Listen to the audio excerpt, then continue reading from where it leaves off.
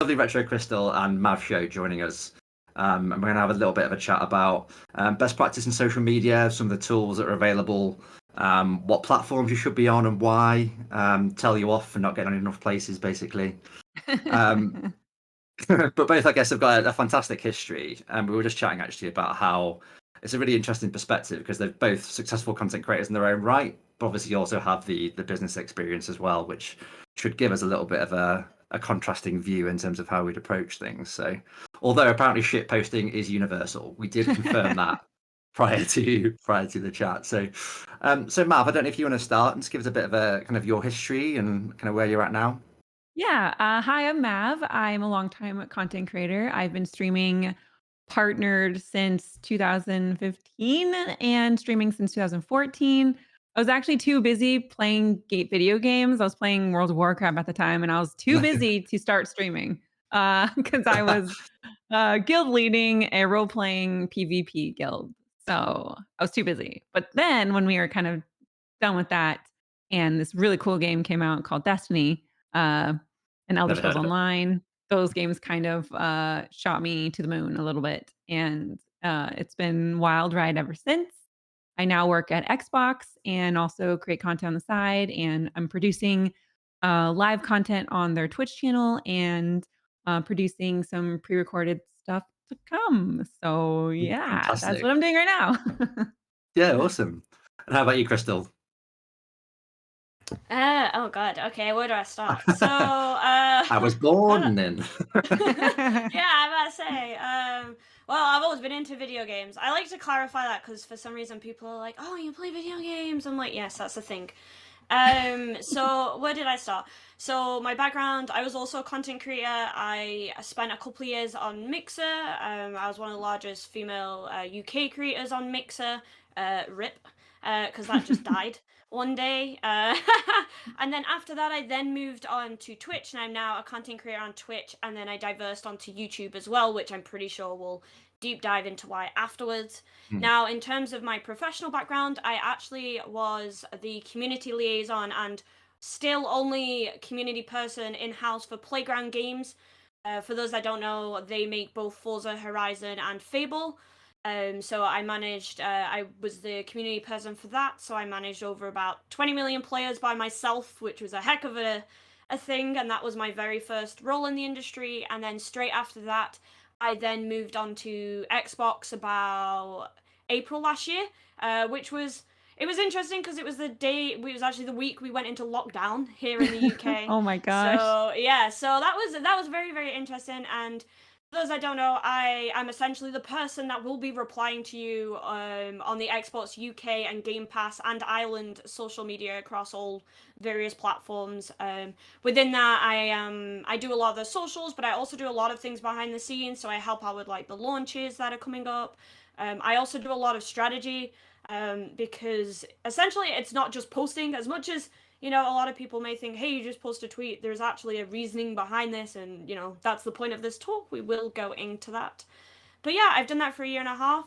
And some exclusive stuff, I'm moving on soon, which I Whoa. haven't said public yet.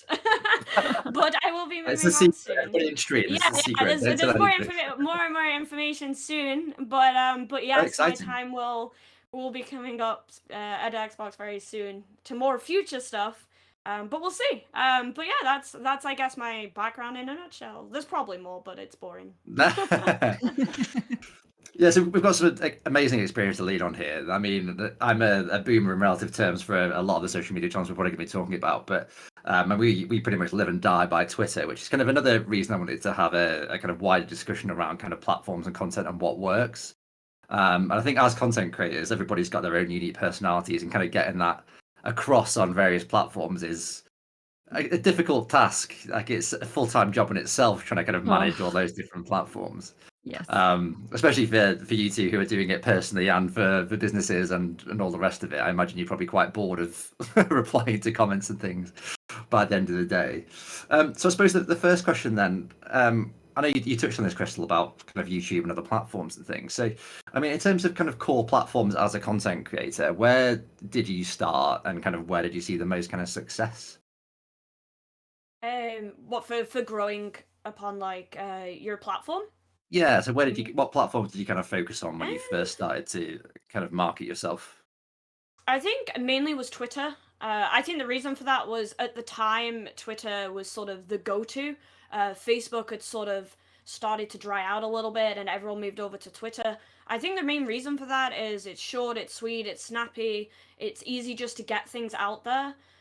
So I started there. I do also have an Instagram, but the thing with Instagram, I don't know. I need to spend a lot more on that. I think Instagram's okay and developed, and it's great for things like Instagram stories to get the instant news out if you're live. But I think majority, Twitter's the sort of ideal platform and was where I essentially started. Trying to think if I use any others. I don't really use Facebook. That's like my only personal platform. I've only recently started looking at TikTok, but my TikTok is full of cat videos, so not really relevant to Yeah, content it's all creation. content. Well, I mean, yeah, technically it is, and technically there's a reason why I sit and watch cat videos. Probably the serotonin, but yeah, I think Twitter is a very very good networking tool for anyone to use, not only as a place to market yourself, but also to find others. It's definitely an easier way to find sort of community managers, influencer managers, or even fellow creators. Like you can learn a lot by just seeing what other people do. And I think because of the way the discoverability works on Twitter, I mean, sometimes it can be annoying, you can see stuff you don't want, but more often than not, you start to see like similar circles that, you sort of lean towards, and I think it's a very good platform for that. Yeah, absolutely. I suppose from you guys as content creators, like networking is one of the most important things. And we were chatting to Mav about this before about how many people she just happens to know in the industry now just by like being active. Has most of that come through Twitter, Mav, or do you find that you kind of building the same network on Instagram and things? Like, how do you find the two Um, differ? so Twitter is obviously the loudest, but Mm, I found LinkedIn to be one of like the most essential ones for me in terms of interesting. finding people. Yeah, finding people actually in the industry. It's funny, I put a job opening, not opening, but I was looking for a social media or a influencer job on LinkedIn, and I'm constantly getting, like, updates and emails of companies and corporations and things looking for that, so I've been dabbling a little bit more on the LinkedIn side, a lot of leading ladies, like director of EA and, Sarah Bond is now on Twitter, but she posts way more on LinkedIn. And so you're really going to find a lot of the leaders of these companies and developers on LinkedIn. And it is such an underrated platform. So if you're looking to actually network and find people easier, you can kind of find people you already know from Twitter, like someone from Twitch or a streamer that might be on it, and then they'll know someone, and then it'll recommend you someone in the industry rather than someone that they follow. And so that's my most recent findings lately was this year was LinkedIn and how organic the reach is still on that platform. But yeah, mainly it's a lot of Twitter, and been getting back into TikTok, but I went on a huge, journey on YouTube actually with when Shorts before Shorts was officially launched, but it had launched. That did really well for my channel. I actually got, like, 2,000 subscribers in a day and a little bit viral moment there, and a lot of, uh, trying stuff out and testing stuff out, in terms of those platforms. So, and then this spring I joined the Xbox. So I've been very busy trying to, as Crystal said, uh, work on the strategy because there's a lot and there's a lot of friction when it comes to posting on socials and things like that that you have to kind of explain to them like, okay, this is why we want to post on TikTok. This is why we want to tweet this. And there's a lot of people that are involved in the process of a tweet. So yeah, that's what I have to say about that. Well, it's interesting actually. 'Cause this is the There's a the lot. second podcast. Yeah, I'm going to say there's quite a lot to unpack there, but this is the second podcast in a row where we've like LinkedIn has been like one of the core recommendations. So we had Eric's on last time, and he said that it's like if you really want to build those relationships, get Yeah. sponsorship opportunities. That's really where you need to be. Do Well, you find you sorry, it's also great for resume building. So, Mhm. I mean, it's good to have a resume, but it's also good to put major moments of something on your history, even as a streamer. So, let's say you went to a uh, a game testing or you were part of a thing like I helped EA with creating their reality show Sparked, and we went and tested it out and we workshopped a bunch of it and produced a bunch of it, and then I put that as something that I worked on. And then partnerships, those are important on the when you use that, and to put that on LinkedIn too. There's like so much you can use there. So yeah. How do you find? It's Sorry, after you, Crystal. it's alright. I was gonna say it's interesting. I hate LinkedIn. I hate like Fight. I don't find yeah, like I'm like, wait a It's minute, I'm really like I ugly. It's really hard to like navigate because they're like changing. It's looking more like Facebook every day, but it's really ugly. It's not attractive. It's really boring. It's not anything great. But if you actually can follow people, it actually will curate for you and show you things that you're interested in. And following hashtags matters there and things like that. So it took some time because at first I was like, this is garbage. Why is everyone talking about LinkedIn? Because I listen to like Gary Vee and everyone, and they're talking about like LinkedIn, LinkedIn, LinkedIn. And I'm like, fine, I will freaking go on this journey. And it took me like 3 months to really get it to a place where I'm like, oh yeah, no, LinkedIn's like a giant. And if you're wanting to be more on industry side, especially, or to contact people who are more traditional, which is most of business still, it's LinkedIn for sure. I think, yeah, I think it's great for networking if you want to get into the industry. But what I want to advise if people are going to go into LinkedIn is for me, the worst thing is when people reach out without any context and you just have like a random name on the internet being like, hey, and then they go X, Y, and Z. And I think that's something that I don't like about LinkedIn is that I feel very like when people approach, it's more formal than informal, and I think things should just be like a casual chat. In terms of whether that be like sponsorships, partnerships. I don't know, if someone was to contact me, I'd rather it be over social media than LinkedIn. But then maybe that's a personal thing because I hide my name and my Mhm. LinkedIn is the only place that has my full name. And if anyone finds my LinkedIn, I really worry. So, but I mean, if you want to get in the industry, I totally agree with the whole like, if you help any company with everything, throw that on your resume or your CV. I don't know, it's just interesting. I really hate how people post on LinkedIn. it's like, hey, I went and did this. Like, I don't know. It's just so cheesy, and I'm not. Well, I'm that's not into that's gonna be my that. next question actually, because it is a very different conversation over there, isn't it? You're almost like presenting, I did this activity, I can do the same for you, or I mean, that's certainly how I've kind of always dealt with it. I came from like a relatively formal marketing background, like outside of gaming, so kind of growing up in that kind of more stuffy environment, it's interesting to see how gaming can transfer across to that, because you almost need to give the non-endemic brands a bit of a soft landing with you because they don't really get it. Like they probably don't understand the language that you'd use on Twitter. Like yeah, try and have a conversation like that. I mean, 90% of it is just congratulations on the new job, isn't it? Or and that kind of stuff. But trying to get some real value out of it. I suppose it's like any platform, you really have to spend the time in kind of starting conversations and kind of getting into it. So how have you found that, Mav? When you were kind of doing your 3 month kind of Yeah. espionage mission? Well, I didn't want to be a boomer, right? I didn't want to Yeah, be yeah, like, I don't like this platform. I don't want a platform to beat me, So I figured it out, and it's still one of the places that people aren't sure where it wants to go yet, Mhm. especially with LinkedIn and what they're wanting to do with it, what they're adding with it. But, people are still into the traditional stuff. And I think it's up to us as like creators to invade the spaces and kind of bring more of what people actually want. People love the Twitter aspect. And I think they're trying to add more things like that. But I'm not sure. I've got some connections from LinkedIn, so I can't completely be like, "It sucks," you know? And it's also a great reference for creators as well, so yeah, Yeah. definitely.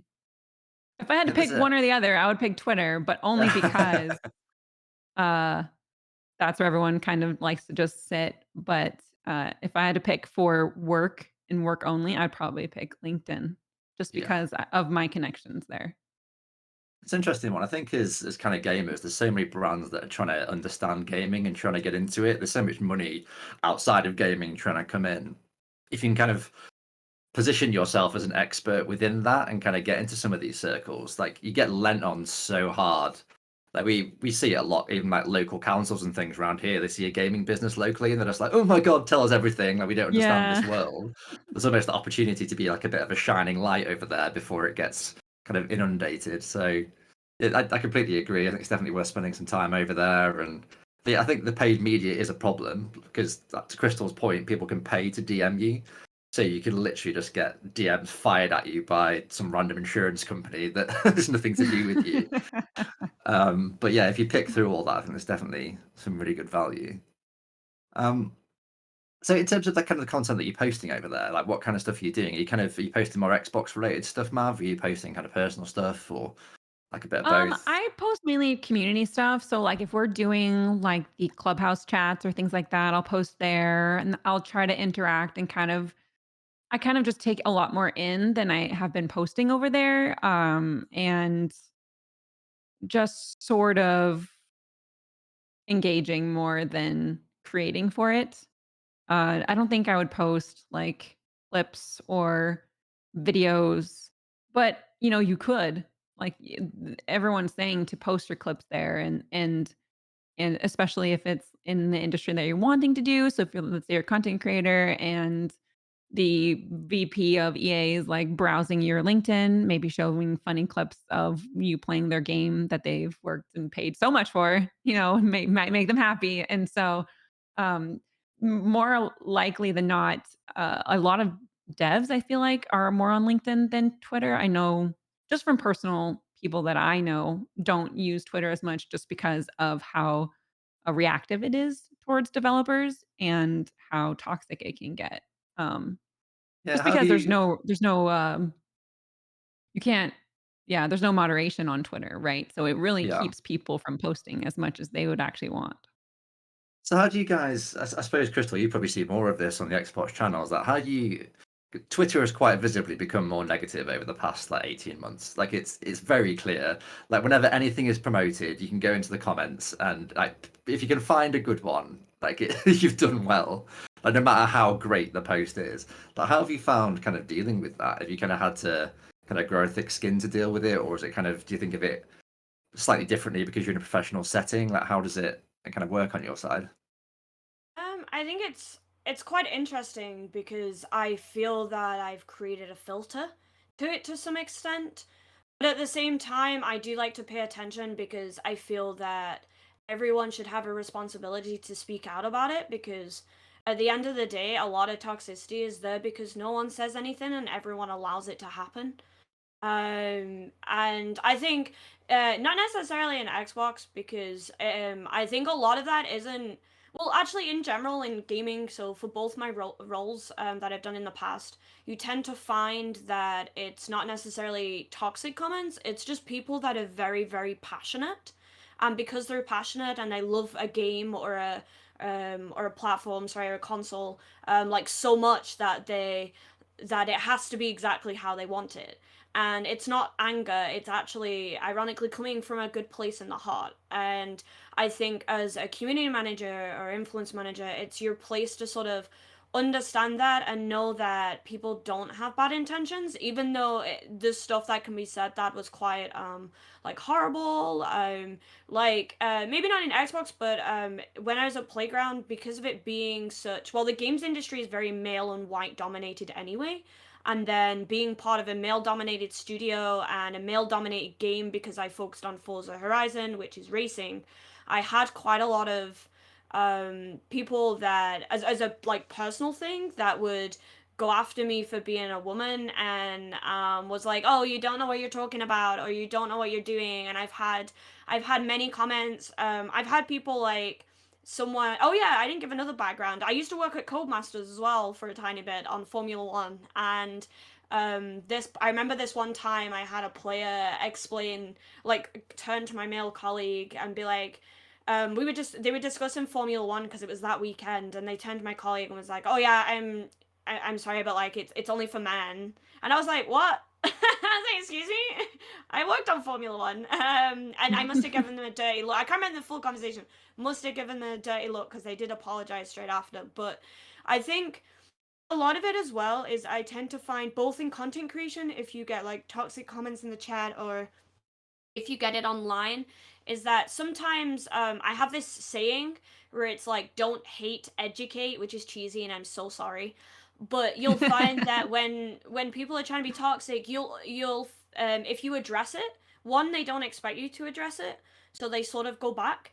And then two, more often than not, people just don't understand that it's offensive. I've had things where, for example, I'm trying to give you an example.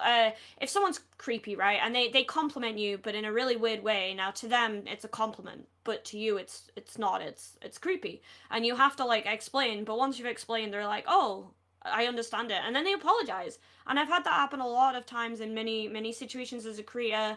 In the industry, I've had people be angry about a game. You've all heard the typical, "Hey, dead game," and more often than not, I'll go, why? And they'll go, oh, I'm angry with X, Y, and Z. And I'm like, but why are you angry? And you'll find that just the servers were down because it turns out, online was down. Or it turns out it's not even your fault. Their internet in their area was down, but it's your, and they make it your problem and your fault. And if we just sit and chat to people, we're all humans. We we might just be having a bad day and we get angry at someone.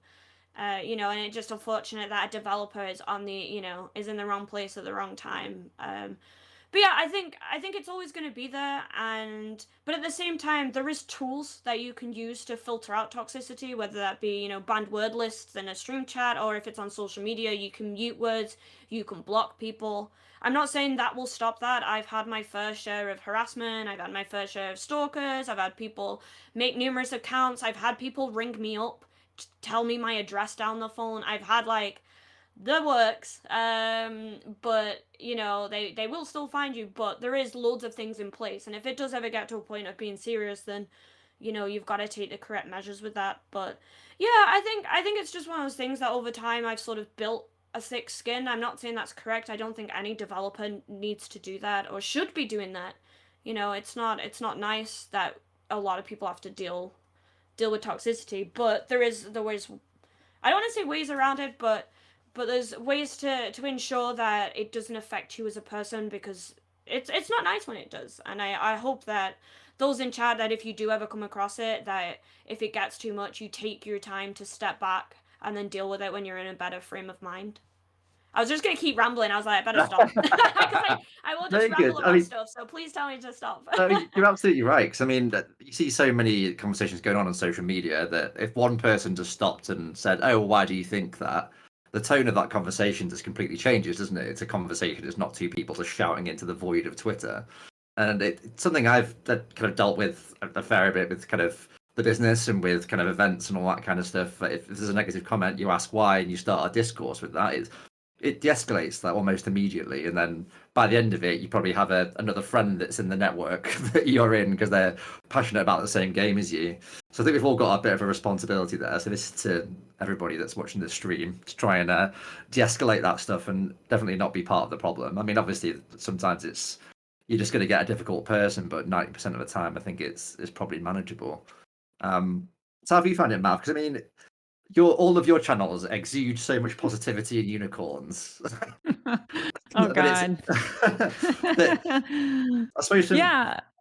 it'd be interesting to Um, hear how it's kind of affected you because it's slightly very different to kind of what a developer might have to deal with, for example. But Totally. So for context, my history with streaming has been a lot of first person shooters. So you can kind of guess the demographic for that. And I've had my fair share of years of, I'm dumb, I'm a girl, you can't play games, why are you playing a shooter, blah blah blah. You're not serious, you don't love the game, I'm not complaining enough, I'm too positive, things like that here all the time. The thing is though, I'm just very optimistic. I know that there is huge team and I think everyone kind of understands that now, even if they don't want to because they're in an angry moment, right? But everyone knows that people are working on situations or problems in games and that is just you don't know that by now, you're obviously probably 10, just joining the gaming industry, uh, and a lot of games now are very um, open about that, which was not something that was in the past. So of course that creates way more of a sharper kind of reaction to that. But for me, I being a full-time creator for so long and then switching to hosting and streaming on the Xbox channel and having developers and having passionate and angry and happy and sad and disappointed and all sorts of emotions in the chat over, a game, has been not a lot, but has been something I've had to kind of preface and explain to the developer that I will work with them through it. And it's obviously, in traditional side and in business and in companies like Xbox, you get the tips, you get like inside help on like how to deal with the situation and like verbiage to call maybe an angry gamer passionate or things like that. I try to keep that in mind as well, for sure, as because I've definitely, I've felt the hot heat of Twitter, I have been whew, I have been, I've died on that sword a few times and, um, definitely been on the front facing of pitchforks and fire, and, it's just not the way because it goes away so fast, the internet's so yeah, fast and it goes by, like, in an instant, and so I always try to take an extra breath and just sort of be like, "You know what? This person doesn't know who I am." If you think about we still don't really know who we are as people, as ourselves, so I'm not gonna expect someone who doesn't know me with a random username to understand me, especially even regulars, right? Like, they don't know what I'm going through, they don't know if I'm having a bad day, they don't know anything about that, or maybe the developer can't talk about something. And so it's definitely a fine line, but I definitely try to give the benefit of the doubt now more than I think I ever have. I used to have like a zero tolerance and I would just light you on fire and send you on your way. But now I've learned so much about, how I would want to be treated and how it's just better to work through a lot of that stuff. Even like Crystal said, even if it's like a start a conversation, just be like, "Hey, that's really weird to say to me," or like give someone a compliment basically. Like we're going to get compliments, um and sometimes I'll be casting a tournament on the Xbox channel and it'll go to a full screen and it'll be like, girl gamer, girl. Oh my gosh, mommy milker." And I'm like, guys, come on. I've been here. All right. We've done this. We've here, chat, focus. So I'll kind of deflect like that and kind of not call them out, but do things like that. It helps. Yeah. Well, it's just kind of being aware of kind of the situation, I guess, isn't it? And like you say, it's when you're kind of a minority dealing with that, especially with the kind of the genre you mentioned with like racing and FPS games and all that kind of stuff. It's yeah, it is an uphill struggle. So fair play to you both It's for a lot. I mean, weathering it the just for storm and yeah, just like Destiny in general. I know there's lots of Destiny fans who listen and you work with a lot of them and like you've seen it and that is everywhere and they are the best and the worst at the same time all the time. And so I always am like, "Oh, Destiny fan. I love them." They're just here to either throw you against the wall or throw you in a cloud. Like you don't know. You don't know sometimes. Cool. Okay. Right. I'm going to dig into your brains now a little bit because obviously you guys have mentioned social media strategy as kind of something that you've obviously when you moved into business, it's something that you kind of had to consider a bit more and more. And something that we did at an educational event in the UK, actually a live event, where we're kind of advocating streaming less to increase your viewership. So by that, we just meant spending that time to market yourself, like posting on social media, creating assets for social media, getting it across different platforms, making clips, all takes time. Um, and you need to have that balance across the different platforms to make sure you kind of get in sustainable growth. So I think it'd be interesting to hear like how things change for you guys when you started to kind of get more of a view on kind of social media strategy. Did you start to implement that in your own stuff? Because I see that's on your stuff recently, Crystal. Like it's very kind of quite formulaic, isn't it? Like in terms of like the announcement posts and things like that. So how has it kind of affected the way you've approached it? Um, I think first off is having an understanding and clarity to the type of post you're having. I was actually talking to my community. A few of them have started to become creators, and I've been sort of talking to them about various things. And I always say that you should have a sort of who, what, where, when, why understanding of your tweets. So first of all, you need to like have a recognition of is it a product? Is it a video? Is it I want to drive people somewhere? Knowing what like type of thing you're trying to essentially sell through a tweet. And when I say sell, I don't mean like an actual physical sell. It could just mean, do you want awareness? Do you want reach? Do you want engagement? Do you want people clicking the link to go to like a website or your for example, most creators will, have links to go to their Twitch streams. Now, a lot of my stuff is actually came from trial and error. So a big thing I always say people should do is Twitter has its own analytics, and it's actually really, really good. Don't be afraid to even okay. So I will bring up like don't pay attention to numbers, but when I say that I mean like viewership. I feel using analytics to better things like your social pulse is really, really important. So I will often when I post stuff about 24 hours after I will check if it's done well or not, and things that I've been testing have been the types of asset that I put alongside. So this could be like a static image, which is obviously just, a normal image, or if it would be like a video, or is it a clip, like the type of stuff I post with. And then I use that to then determine how I sort of write my tweet as well, because you don't want too much. I was just saying this to someone else that the thing with Twitter is it's there to be short and sweet and snappy. People are just scrolling, right? We're all sat on our beds boredom scrolling. That's the type that's the type of people that basically read Twitter is at 2 a.m. in our beds reading Twitter, right? So you always want something like dead short. You don't want giant paragraphs. I tend to formulate I'm trying to think. I don't have the thing is, I want to say I don't have something I follow, but I clearly do. I sort of Well, that's naturally some habits. yeah. I think things become habits definitely, and a lot of that is either at the moment I'm testing like links, but also I always add emotes, and the reason for that is the same that I was just saying about Sean and Sleet is that you want it to be visually appealing.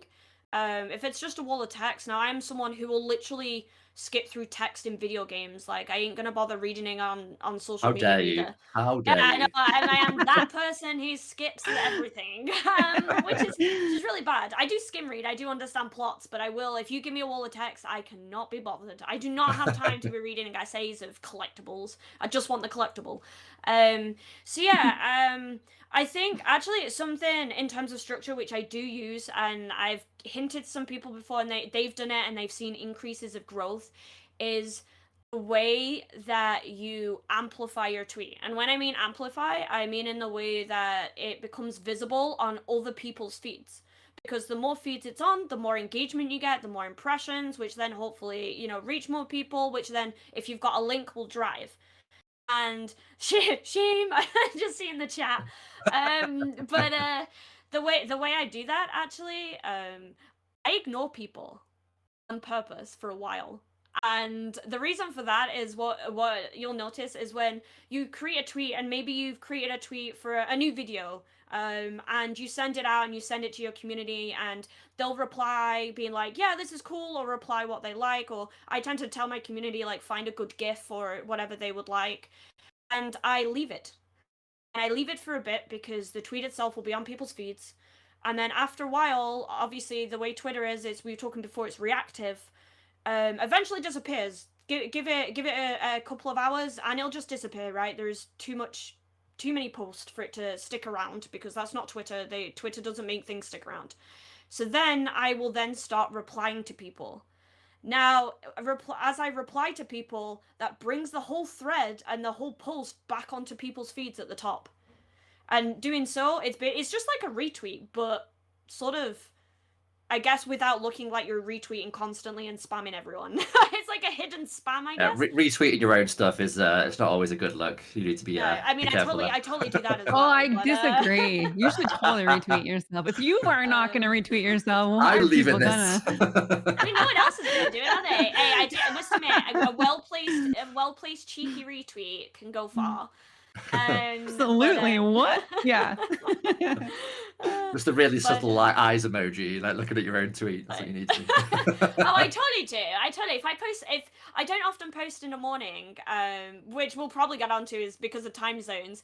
If I do post in the morning, I'll retweet in the afternoon to make sure America see it. So Yeah. I totally Yeah, you do have to Totally. have that as a retweet. consideration. Totally. Yeah. But yeah, definitely don't be afraid to, like, as long as you don't leave people hanging so they think you're ignoring them on your tweet, which I have done accidentally before. But yeah, I tend to slowly reply to people every now and then, just because I know full well it'll then repop on other people's feeds. Mhm. So that's probably like a little tip how to like get your stuff extra seen within it all. Another, yeah, like I say, first, emotes. Second, don't be afraid to reply a little bit later. Just remember. I think third, probably. I don't know. I like to have this thing where sometimes if I'm posting something, I'll have like a title, or I'll have like my top line will be a sentence long, and that's why. And I don't know why I do that. There's actually no purpose for it, but just how I sort of structure. Oh, don't be afraid to bullet point. I have this thing at the moment which seems to work very well. Is if you're playing something or if you're advertising something, instead of having like several sentences, just bullet point, because not only does it save you characters in Twitter, because obviously Twitter only allows, is it 250 characters? It just makes it look cleaner as well when you're just, it's like a list. It's, a bullet point list will always look cleaner than a giant paragraph in like an essay or something. So yeah, I definitely do that. That's if I've had like a really good stream and I'll be like, yeah, this happened and this happened and this happened. I can just sort of bullet point it. It makes it 10 times easier. But yeah, it's kind of weird because I don't follow a structure, but I do definitely have habits with stuff. I don't know about you guys. Yeah, well, I was going to ask Mav actually, is in terms of if we look a little bit wider, like in terms of planning posts and that kind of stuff, do you plan stuff ahead? Do you kind of look at a week and go, okay, I need to do like 3 posts on Twitter, I need to do 3 on Instagram, and kind of like pre-plan content? Or are you quite like reactive about what you do? Oh no, I plan everything. I'm very methodical about socials and content and distribution, and I actually love listening to tricks on distribution, which is so weird to be into, but I'm like, oh my gosh, this is amazing. I really, I really, I'm a huge advocate for community, and so uh, I do a lot of call to actions. So you'll usually see my going live tweets are way more active than like a random tweet I make because when we're live, I usually am like, go tweet it out. You guys know being live really stinks and the algorithms are all over the place. So if you favorite it or retweet it, we'll do shout outs later on in the stream. And so usually we'll call grandma. Grandma will go and she's on Twitter. She's scrolling. You got to get her in here. And we'll do some shout outs. And then, yeah, that's usually kind of where it is. But I also try to do posts, meaningful things of value, right? Like not paragraphs, even though I always try to fill up the box because I think it's hilarious that you should have that many characters. I usually ends up with like the Destiny meme with the Cabal War. That's usually what always happens. I Oh, always don't try to say fill it that. just because it's like No, obnoxious. Our Twitch chat is just going to be that now. You said it. There you It's go. always obnoxious. And so anytime you see someone fill up a tweet, you're like, why are you doing that? And so that's me, just because it's so ridiculous. Um, but yeah, I try to post things of value, things that are shareable that people would want to share, and things that maybe someone relates to or maybe a studio. I agree with Crystal. I am a huge fan of bullet points. And even if it's like an emoji, there we go. Whether we As it want it or began. not. As it began. Um No, and man. yeah, you want to make things interesting to look at, right? It is just text and it's fast and it's forum based and you want to make it interesting and it's up to you as a creator to be seen. The people that I've seen that were wildly successful have been the ones to actually take the time to create a video or some type of content for Twitter for a going live tweet, for example, or not just clips, but clips for something. And that is where people are going to find you. No one is going to find you when you're streaming all the time, and you talked a little bit about how important it is to not stream all the time, as long as you are getting your socials out there. So I schedule when I get when we do clips or if I edit clips or my editor and I are editing clips, I'll usually either space them out and I'll post them in the morning. And my Instagram is usually posted in the evening. And those will usually be either scheduled out or planned. So why is that? Is there a reason you decide to do it that way? So that just seems to work for me. There's a lot of statistics and information out there on people actually figuring out the algorithms. So there is like a method to the madness. I think you should do what's best for you and your schedule. There's so much information out there, but for me, I found that, some of the statistic, numbers and everything works. And so I will post on like YouTube Shorts, like those will go out at the same time. My TikToks will go out, and then I'll either decide which ones are the best to post on Twitter because Twitter has a higher bar of like it's a smaller pool, right? So you want to think of TikTok and YouTube as an SEO algorithm. It's more of like a search engine. Most of the time, your subscribers aren't the ones that are actually watching your videos. It's usually someone new who's looking for something like that. So you want to use keywords in either platforms rather than like links or things like that. You want to just kind of start off with the most important keyword or a cliffhanger or something that will grab, and you have to kind of look at your own content, right? Like, would you click that tweet? Are you interested in that tweet? Look at tweets and stuff that you've been clicking and be like, why am I clicking that? What about this is interesting to me? And kind of adapt because everyone's done everything here. So there's not a lot of originality out there, okay? But there is a lot of grab and twisting, and you want to kind of pick and choose the things you like and kind of add yourself in that. And that's like my biggest advice. So for all the scheduling, it's probably worth talking about this now with in terms of tools and social media tools that you might use. So do you use any kind of social media scheduling tools? Like do you just use kind of the native Um, analytics and things, or Yeah, so I've been dabbling in Later. It's called Mhm. Later. It's an app for socials. YouTube and TikTok also have their own. I think TikTok's is through the browser though, like the desktop browser. I don't know if you can actually schedule it on mobile, but I do plan out oh my gosh, for a while there, I was a month ahead of content, which is amazing. It feels so good. To post on like YouTube. So I was having like 2 to 3 clips a day on YouTube for a while, just trying to test out the algorithm.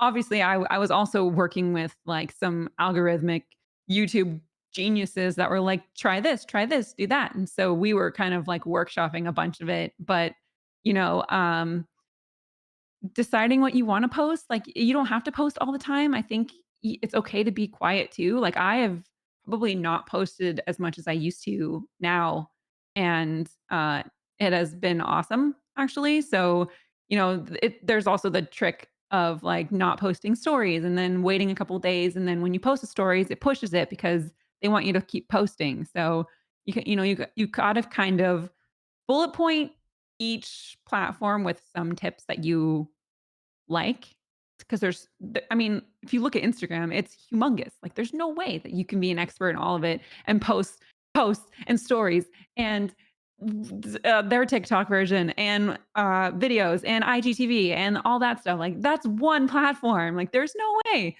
You don't need to. You need to just focus on like what you want to share and like what is your actual plan. And I'd be interested to hear from Crystal about how it is to post for Xbox because I'm just like, I hear about the meetings you guys have, and I'm like, I what? Who said yes to this? We heard the whole Who strategy. said Shit yes to post this fast. meme? That's it. I'm 'Cause trying a to lot of wonder what that's you're planned, wait, what are you right? referring to there? Well, a Which lot of that's post? well, isn't that a lot of that planned? I see. Okay, so just for Gonna check the inside feed scoop. now just to Yeah, inside scoop. see It what's going takes on there. It takes like 20 people and like 30 emails to push a tweet through, and it takes like a week to do it. So when you do like spontaneous memes or funny moments, like, well, how is that process? 'Cause I'm actually curious. Hey, I think from like the professionals, I even as a content creator, but as a content creator, you have a little bit more freedom because, as you mentioned, you Totally. don't have to go No through like friction. tons of approval. Well, it's mainly Yeah. just the approval and making sure things are right, and people are busy. Everyone's Mhm. doing their own thing. Um, Depends. I work with a very, very good team, and I think I'm very lucky to have colleagues that we all sort of gel very well together. I know each Xbox team or location, I should say, for those that don't know, there is Xbox, but then there is so many regions which have different sized teams. I'm part of the UK team, but there's like Spain, Brazil, Denmark, Sweden, US, Japan, like I could keep going, right? There's But you have tons. to name them all now. I In don't know. case you I feel like the Animaniacs episode. But yeah, I think I'm very lucky that I have a team that we're also like. I don't know if we all just spend way too much time on social media, but we all sort of gel in the way that we can easily post memes and be like, right, do you think this is funny? And then everyone chips in, and I mean, it depends. Sometimes someone will just be like, look, I've made a meme, and it will be like perfect, right? Or there'll be times where we'll be like, right, what about this? What about that? We do go through approval process like any team. But yeah, I think it's just having the importance of having that understanding and communication that we're able to get things out so reactively. I don't know. I would just say that I'm lucky to have a very, very good team that we can do that. We can do it so quickly, and everyone's so on the ball with any memes. And if anything, I can tell you, I bet you anything that if someone normally if I see something on Twitter, I'll be like, oh, we should do this, but X, Y, and Z with Master Chief or whoever, right? And someone else will already be basically making it in the background, and they're like, oh, I thought of the same idea. And I think that's why we're able to be so reactive, as we kind of have somewhat, we're not telepathic because that would be pretty cool, but we sort of somehow accidentally know where each other's mind goes when it comes to posting. But in terms of scheduling, back on topic, it's interesting. I use a little bit. I've used other things, so with my content creation and my other past role, but at Xbox we use Twitter analytics for social posting. Actually, no, sorry, we use TweetDeck. But I personally prefer Twitter analytics. I use that. Do that. We use Creator Studio for Facebook and Instagram, or which can include Instagram TV. What else do we do? Sometimes I post natively as well. Depending, I tend to post natively on Instagram because for some reason we haven't figured out why, but Instagram tanks the engagement if we schedule. So everything we do on Instagram, I actually post native. I think there's only one or two things that I may schedule if it's like way out of, like work hours or something because of like a launch or an embargo. But yeah, I post natively there. I'm trying to think what else I use. I think I literally just use the basic platform ones. As a creator, I do the same just because it's just habit. But in the past, I've used there used to be a tool called Buffer, which I think was very similar to the tool you were mentioning, Mav, where it's just a scheduling tool. But that one you can have various platforms on. Like it's just all in one place, and you can just be like, yeah, I'll put this on Twitter or put this on Instagram, which is what I used to use at when I worked at Playground. On top of that, there is Sprinkler's another one that I know a lot of studios use. I used it at both Playground, and I know Xbox use it, but they use it for a different thing. I do think you have to pay for that though, so it might not be ideal for creators. I'm trying to think. There's loads. You literally just have to Google and find one that is right for you, and based on the UI and I guess what your ability is time wise, and if you enjoy the web, like how the website is set out. But there's so many. It's quite funny you go on about scheduling. I am like the worst content creator. I don't I mean, I say I schedule. I did just schedule a post that's just gone out, but I don't actually. On that one. I This one. On that one. Yeah, I was gonna say I'm because I'm so busy. I do a lot on stream, which is really bad. Do not do that. But the amount of times I literally start streaming, I'm like, guys, I need to just post this tweet. I need to post that I'm going live. Yeah, I actually don't really schedule stuff. I am really, really bad for that. But what I can mention, which will be back to the formatting conversation we had before and the sort of scheduling side now, something that is very handy on Twitter is website cards. Now, a lot of people don't actually know about them because a lot of people think it's advertisement because it does come under the ad side of Twitter, but you don't need to pay for it. Like I don't pay for any, like I don't promote because I'm a like content creator. I can't afford that.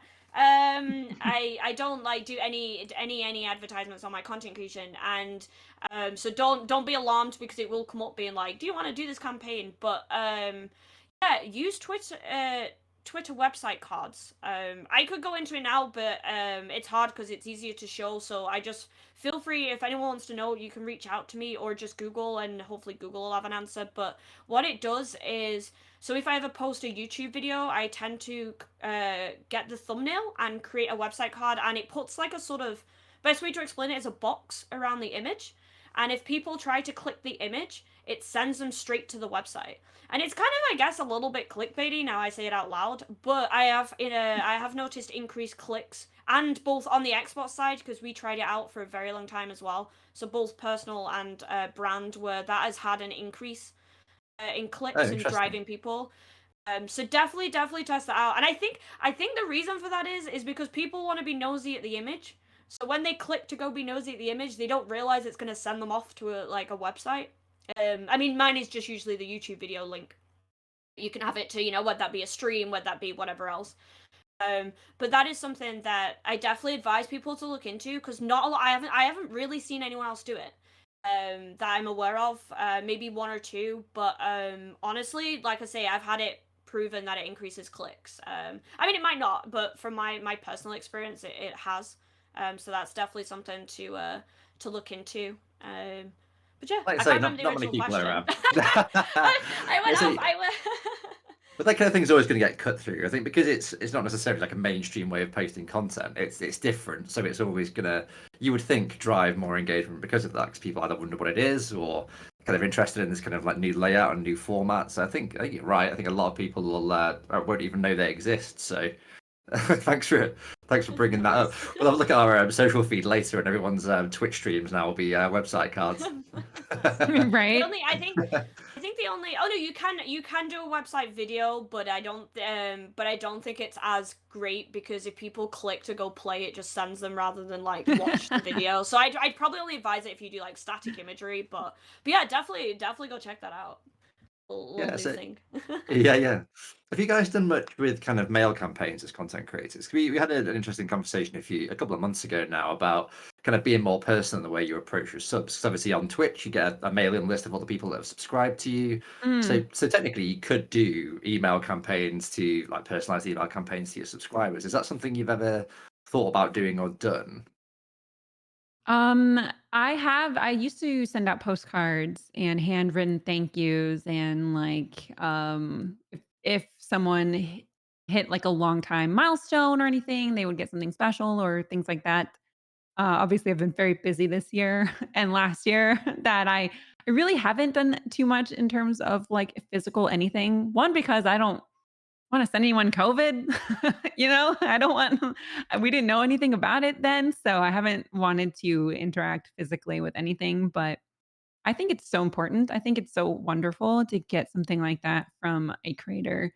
And maybe it's not something you can do all the time. Make sure you have capacity for it because I messed up a few times and sent a Halloween card the next spring because I was so behind. And so that's not the way. So if you are going to do things like that, make sure you do it in a timely fashion and commit to doing it. But other than that, I think they're awesome. Right, I'm very conscious of time, Mav, because I know we're going to lose you to the rest of your day shortly. So we do have some questions from the chat and that were submitted earlier on today. So I'll pull a few of those out and we can kind of see what the world holds for us there. Um, so there's an interesting one here from Leslie de Welsh. It says, when you receive press kits from studios for games that you're covering, how do you break it down when you make content? Like, what do you include? Do you put a particular emphasis on something, and what only needs a small mention? So I suppose there's probably quite a bit of variety there in terms of what you receive, but it'd be interesting to hear how you approach that stuff. Yeah. So it's awesome that we're actually getting press kits. I think Crystal can totally agree. That is not normal. That is new normal. You can even go to websites and game pages now, and there will be a tab for press kits, and it'll give you like 4K pictures and B-roll and all sorts of stuff. And it's really just to enhance your content. So you use what you want, leave what you don't, and always tweet at them or tag them or email them or there's always some sort of contact where if you have a question about it, there's a community manager around that can answer it. If it's like, am I allowed to use this or things like that? I say use it, even if it's for a YouTube thumbnail or something. You want the high res. And so, yeah, I think it's awesome that developers are creating the, the, the decks like that too. Yeah. How about you, Crystal? Are you involved in kind of creation of those or anything on your end? A little bit, yeah. I do a bit of creator outreach when it comes to seed. We call them like seeding kits. Mhm. I also sometimes work with creators on them in terms of what they would do on their socials. We never, as a professional, as in a developer, sorry, we never sort of demand or expect anything from creators. The only thing that actually this is something interesting for creators. If companies aren't paying you, they shouldn't be expecting you to post anything. That like it's not appropriate really. Personally, as a content creator, I don't think it's right for a company to demand you to say like, "Hey, this is like give you a tweet or something like that." I've never had that, but I have heard of people receiving that. However, on the opposite side, I do think out of courtesy, you should always as Mav was mentioning, you should always thank a company. I know myself, like I'm very very grateful for the opportunity. I don't know why someone wouldn't, I'm just happy to be sent one in the first place, right? And I'm just like, oh, this is really nice. So always make sure to thank them. What I will say is sometimes you do get a requirement in terms of maybe a hashtag or maybe an at.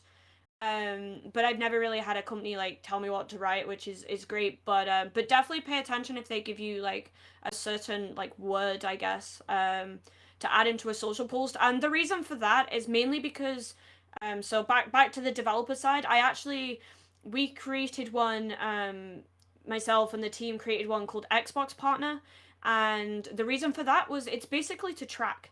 It makes it a lot easier for us to find you guys, and then when we find you, we can amplify you. We find you so we can retweet, we can like, we can reply, we can, and then obviously behind the scenes we do keep an eye on how well people's posts do. But yeah, I think the main reason for that is to be trackable. So definitely make sure you include those just so you get seen by the company itself, which hopefully should increase awareness of your content. Trying to think, what was the direction of the question? I want to make sure I'm answering it. I think it's like a digital and physical press kits, right? Mhm. Yeah, so I think as a content creator, if I get something physical, I create a video for YouTube, and then I will show it off on my Twitch streams. I know some creators, just to save time.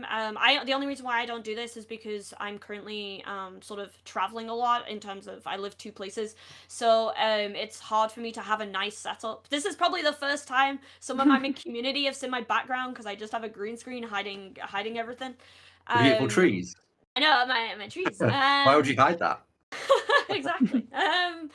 But I know a lot of creators will do a stream thing, and I know some creators will set up a specific OBS scene, so they'll remove like the alerts and things like that temporarily, and that the community understand that, only for the reason that they can then download off their VOD and then upload it to like YouTube.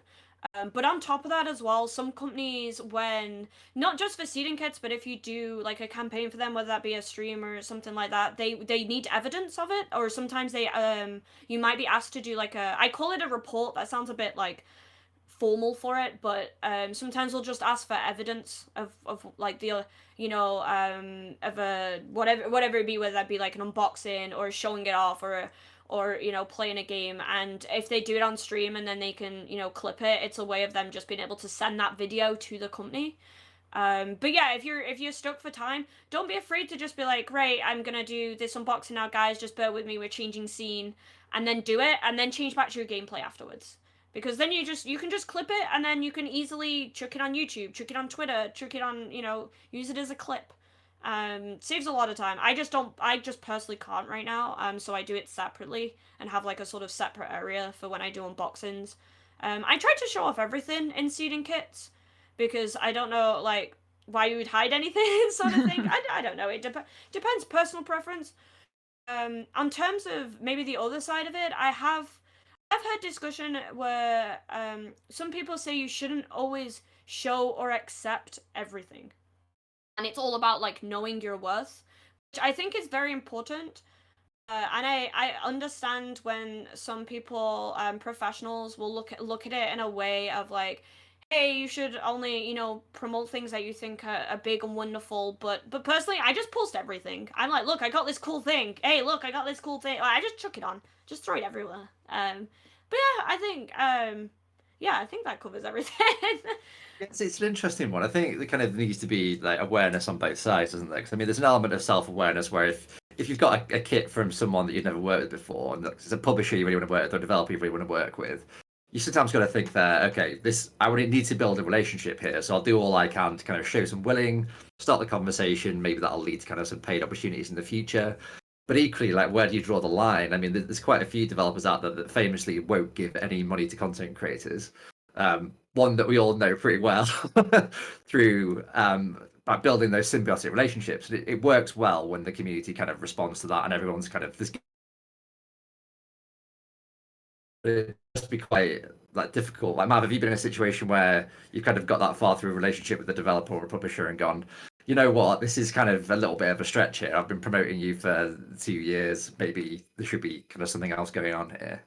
It's interesting too because I mean, even for an example would be like both Destiny and Elder Scrolls Online have done things like that where ESO will like sponsor a streamer and I'm like, hello, I'm over here. What's going on? Or you'll see people at like a summit or something and Yeah. it just depends. It's really hard to choose when when they have such a big community of like who gets the information and who doesn't, and like having like just a great, uh, uh, I guess, um, just outlook on gaming, I guess, is really helpful with folks in the industry. You know, it's one thing to be like passionate, for example, and another thing to make your content is literally just clickbaity bashing content. So it's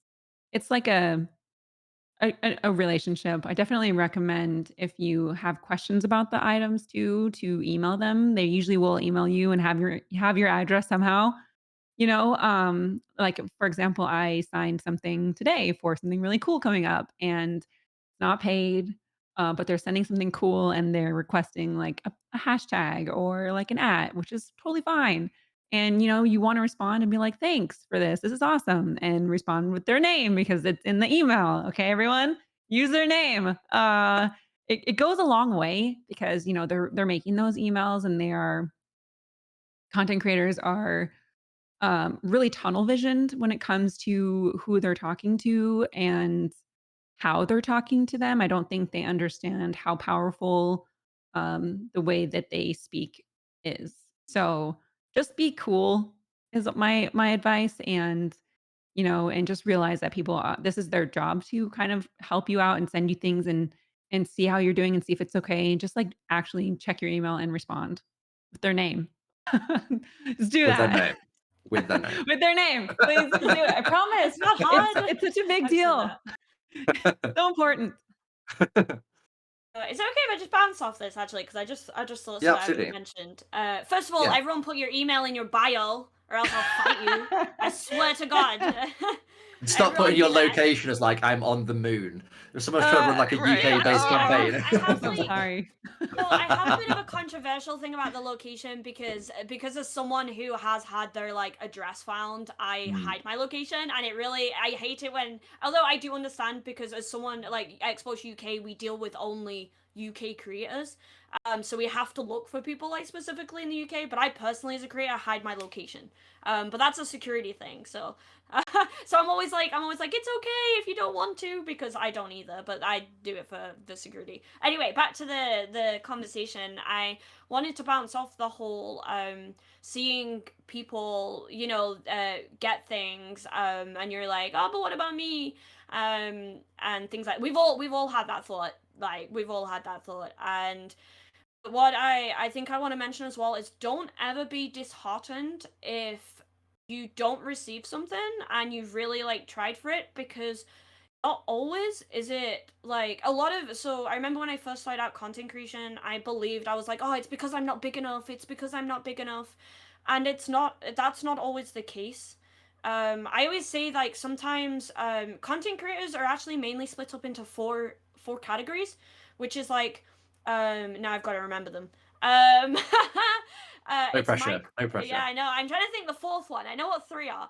It's like micro influencers, macro influencers, something which I can't remember, and then celebrities, right?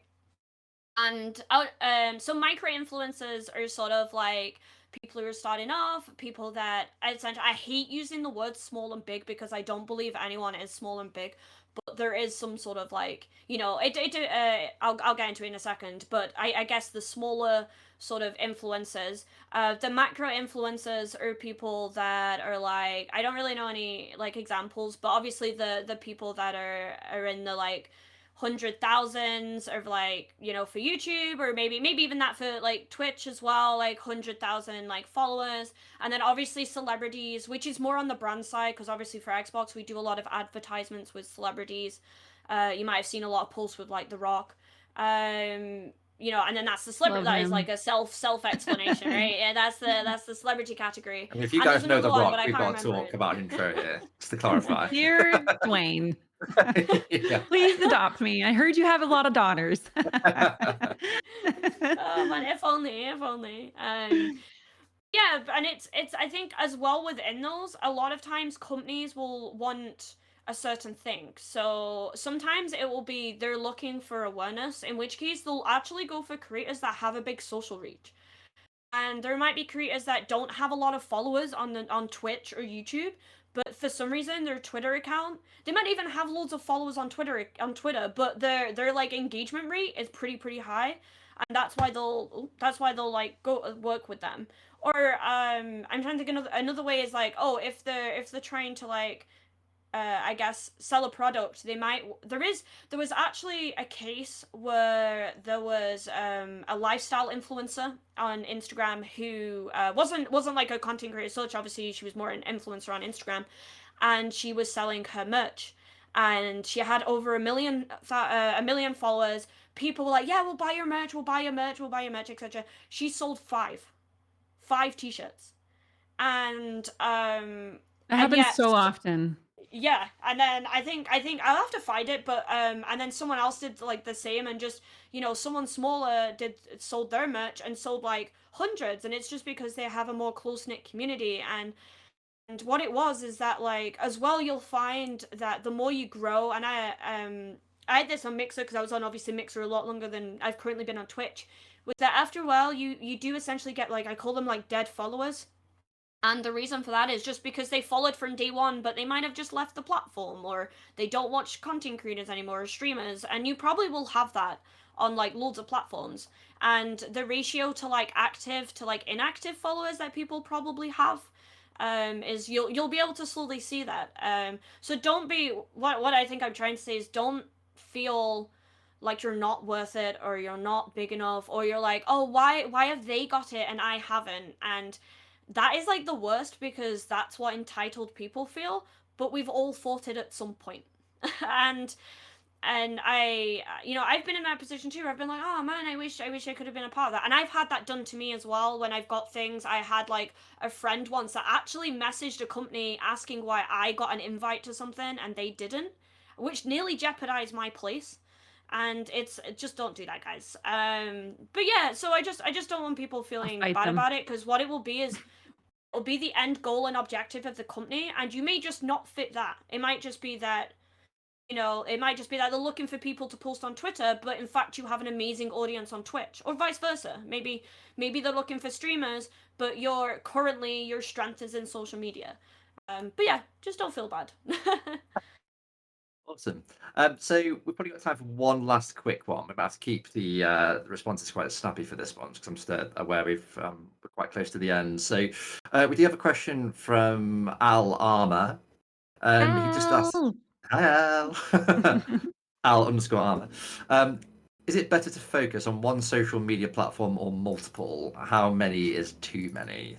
So we'll ask that to you, Mav, for your quick fire response. Sure. I say focus on one for if you're just starting. I know Al, you're just starting, and I'll just curate this answer because I know you and you're awesome.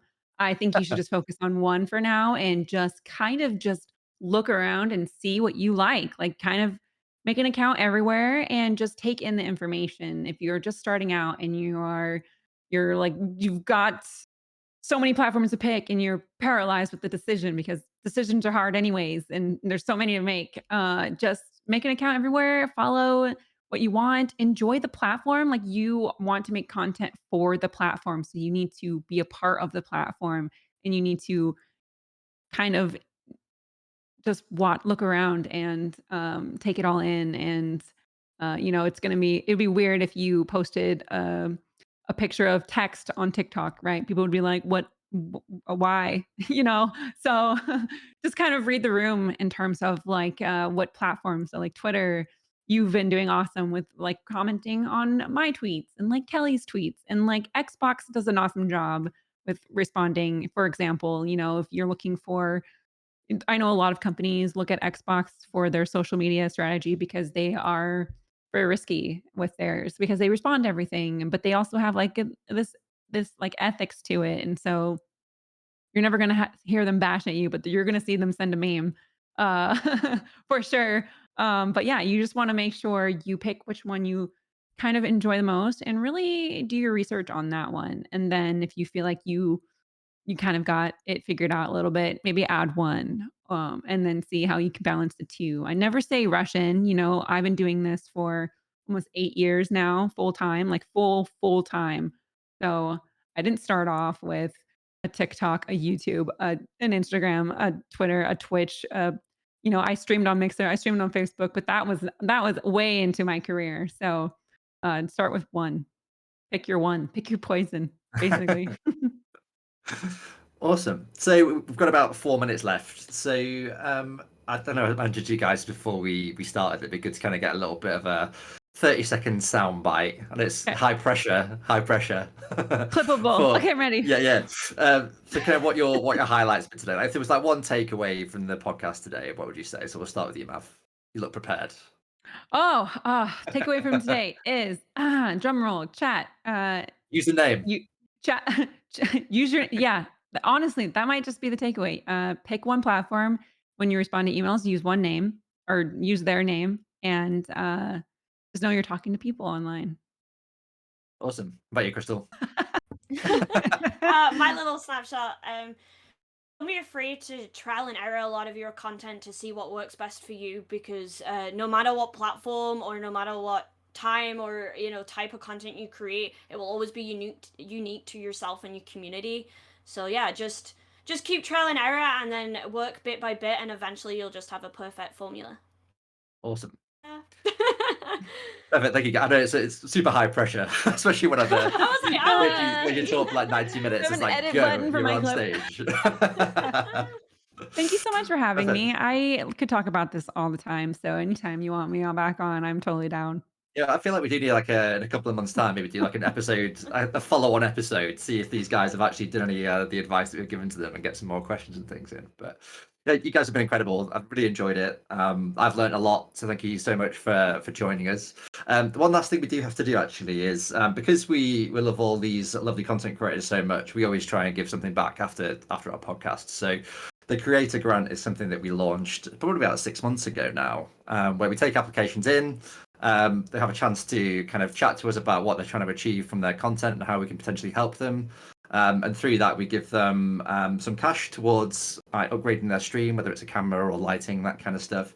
And we also work with 3 sponsors. So Gamer Advantage, Advanced, and Evolve PCs, who are pretty much all founded from the Destiny community, which seems kind of a testament to the community that game's built. And they'll all be contributing $100 in gift vouchers as well, so you'll be able to get some eye protection, some gaming supplements for when your sleep patterns definitely out the window because you've done a 48-hour stream, and then if you want some like new RAM sticks from the Evolve guys. So we had some amazing applicants, and our winner is May LaFay. So May LaFay wanted some upgrades for her lighting setup, so some ring lights and some soft lights and things. So we'll be getting in touch with you after the stream to send over kind of details from that. We'll have a chat with you about exactly what you want, and we'll get that ordered for you.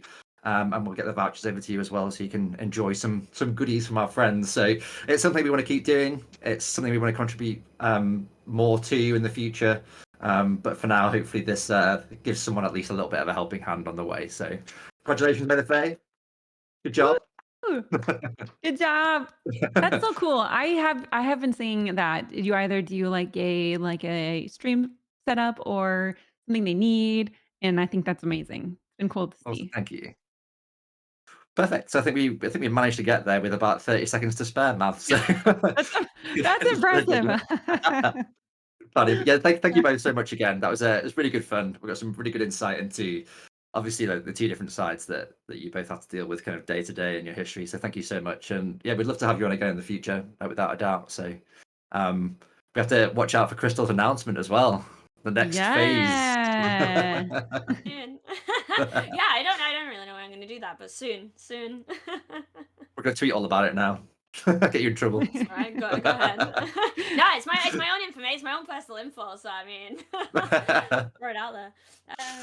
Awesome. Well, thank you both very much. We'll let you get on with your days. But yeah, we'll see you soon, and all the best for the future. I hope everything goes well at Xbox and for the future for you, Crystal, as well. And yeah, I'm sure we'll be chatting on Twitter anyway. No doubt. No, Cheers, thanks guys. for having Much. us, Bye. everyone. Bye.